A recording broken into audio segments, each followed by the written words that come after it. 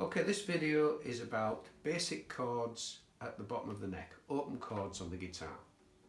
So first of all we have a D chord. You're all familiar with the D shape, with a little pyramid with the open D string there, which is the root. The two strings, string 6 and string 5, I don't play because they're not part of the chord.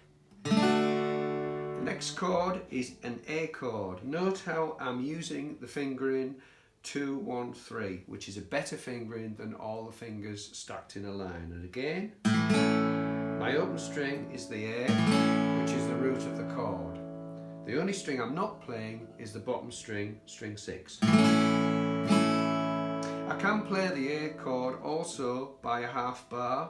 If we press the bar on, we have the open A still, and I allow the skin of my first finger to damp that top string. So I'm putting my pressure on the middle of the bar, and that gives me a nice quick A if I need one without stacking the fingers. The next one is the E, and again the fingering for the E chord should be 2, 3, 1. Now with the E chord, because the guitar is tuned in E, I can have all of the strings, all 6. And my root is the E string, string 6. The G chord some people find quite difficult because you're having to put this third finger right back over here and then you pronate that wrist, but try and bring it in as much as possible rather than going like that. So there's my G chord. I can take my second finger off. I can damp the 5th string. I can add a 3rd fret on my 2nd string, and I can get a G5 chord, which is quite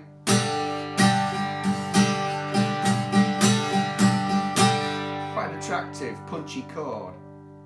Another version of G is the version where I can put my 4th finger, 3rd fret, 1st string, and then put the 3rd finger instead on 3rd fret, 2nd string. Gives me a big fat G, because I've got this string here, gives me another 5th, another D. Bob Dylan used to do a thing where he would play that G, which is quite a fat G, and then just lift these 2 fingers over one string, give us a C with an added 9th, which is a very quick way of a C chord without moving very far away from the G. And of course the C and the G are usually played in the same. So I'll just demonstrate that. There's the big G chord.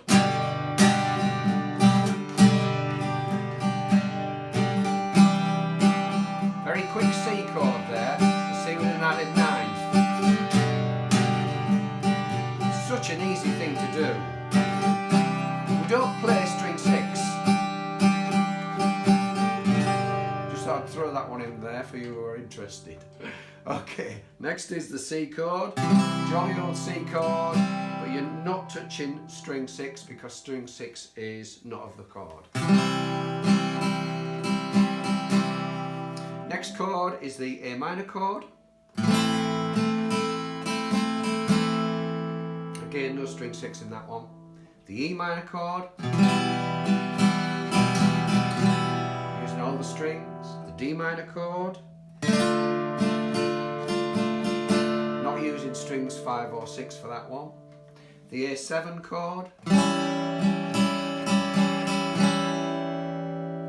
the D7 chord, the inverted pyramid, the E7 chord with the middle note missing from the E chord. Sorry about that one. There is another version of E7 I can have if I play the E chord and then I put the G sharp here. Makes it sound very bluesy with that high G sharp there.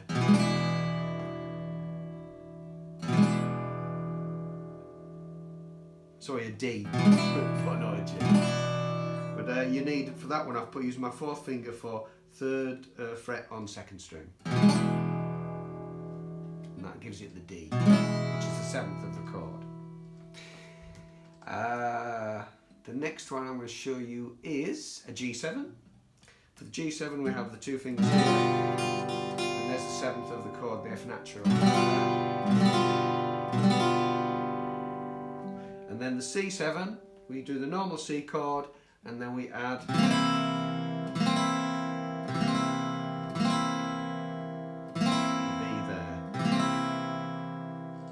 the B7, where you have your inverted pyramid at the bottom, and then you have that F sharp at the top. If you can just get the pyramid here at the bottom first, and then add the top note later, you still have your B7. Go on to the sus chords. The first of the sus chords is the A sus2. Always has less fingers on. The A sus4, and we've added the 4th finger on the 2nd string, 3rd fret. The D sus2, again, less fingers on it. We've got the 2 of the fingers from the D chord, but lifting the 2nd finger off. And then with the D sus4, we add the 4th finger. Again, another way you can remember it. The only sus chord we need apart from those is the E sus4.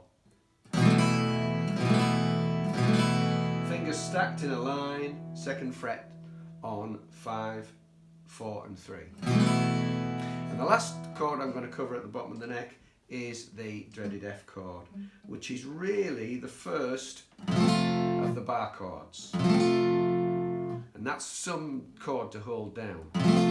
So hold it down nice and hard and then release the pressure. And then the muscles in the back of the hand and the back of the thumb will build up eventually, but they won't build up unless you do the practice.